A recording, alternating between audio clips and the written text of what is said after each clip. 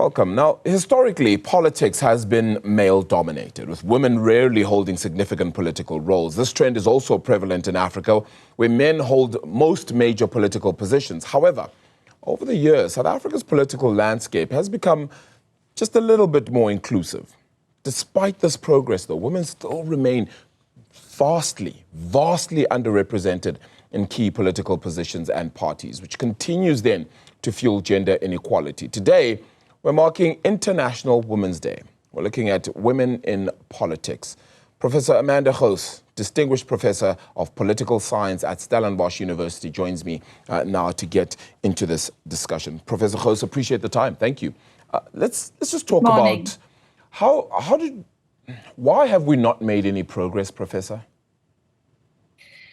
Well, I think what research shows us that unless there are special measures to include women in politics, their numbers remain low.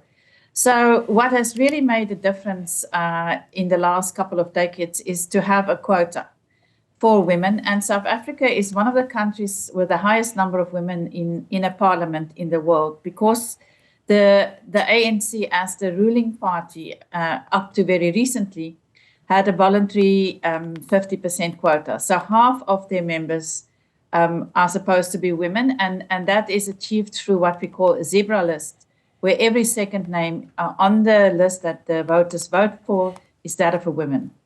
Now, we call that descriptive representation, which means we look at numbers. But what really matters is substantive representation, where women actually make a difference by having an impact on policy making and lawmaking, and really representing women's interest.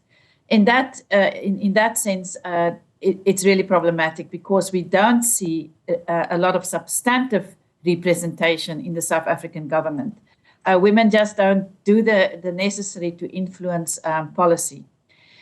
But what we also see now, and I'm involved in a project in Kenya, Ghana, and Zimbabwe, looking at what happened to women candidates who stand an election. And what we see now is a really very serious violence against women candidates.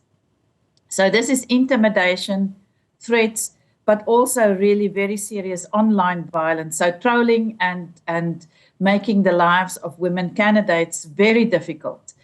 And what the implications of that are is that women drop out of politics. They just give up because it is too violent, too threatening, because some has really been physically attacked.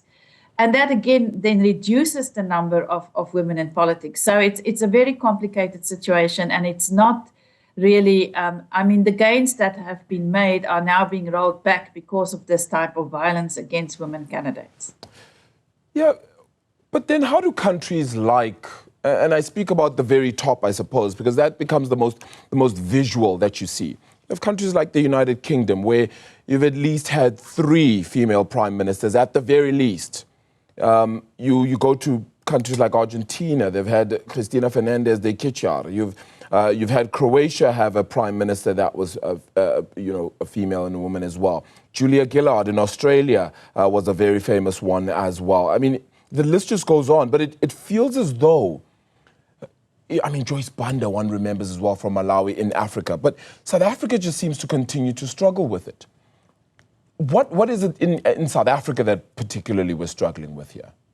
We have to, in the South African case, look at the ANC Women's League. So this is the women's wing of the ANC as a party, who has in the past said that South Africa is not ready for a women president. And this is really problematic when women don't really fight for the representation of women in the highest position in a country. This is a continuous issue through elections, that women actually seem to be more loyal to male leaders than they are to their women that they from their own organization. And what we've seen also, there are very few women leaders of parties in South Africa, right? So there's Patricia de Lille of the Good Party. The National Freedom Party had a woman, and there was another woman during the past election, but that is it.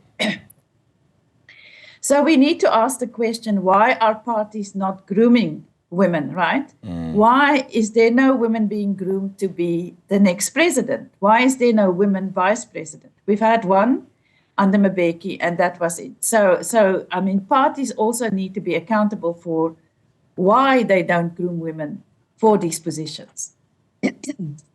Yeah, and I mean, we had an entire election in which we had Nkosazana Dlamini Zuma coming up against, of course, I think at the time it was President Cyril Ramaphosa as well. And even that was unsuccessful because despite the notion, even at that point, that we needed more female representation, not just in party politics, but in country leadership, it still didn't come to the fore. I mean, one remembers Ahang as a party which had a female leader in the country, and even that has now not been able to work out. Are we getting ourselves to a point where we're just all talk and no action? Well, what research has also shown us is what's called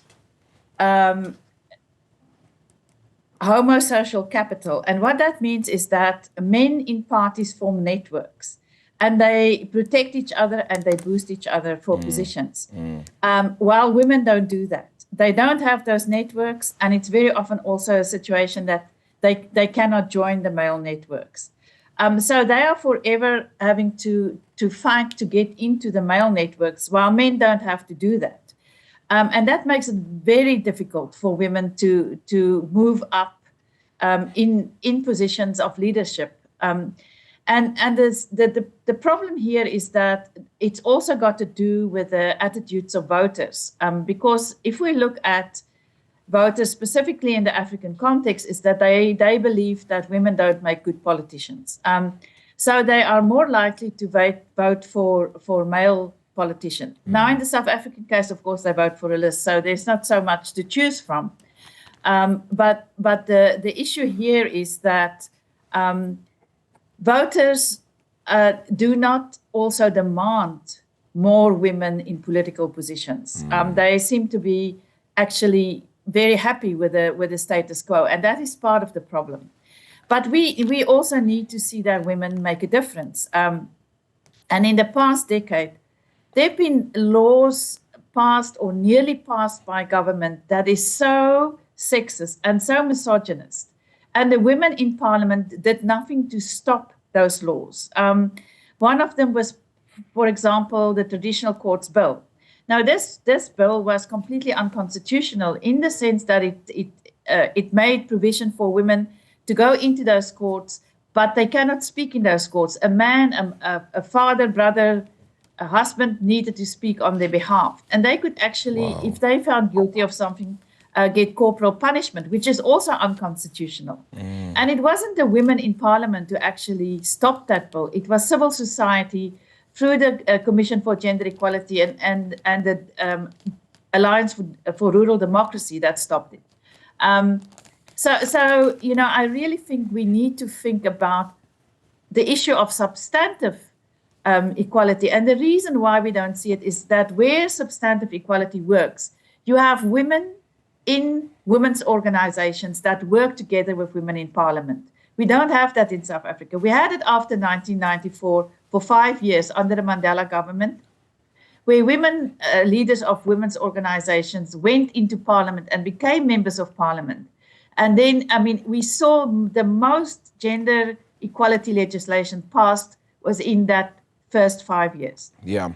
But after that, women left parliament, and so it's very complicated now. Yeah.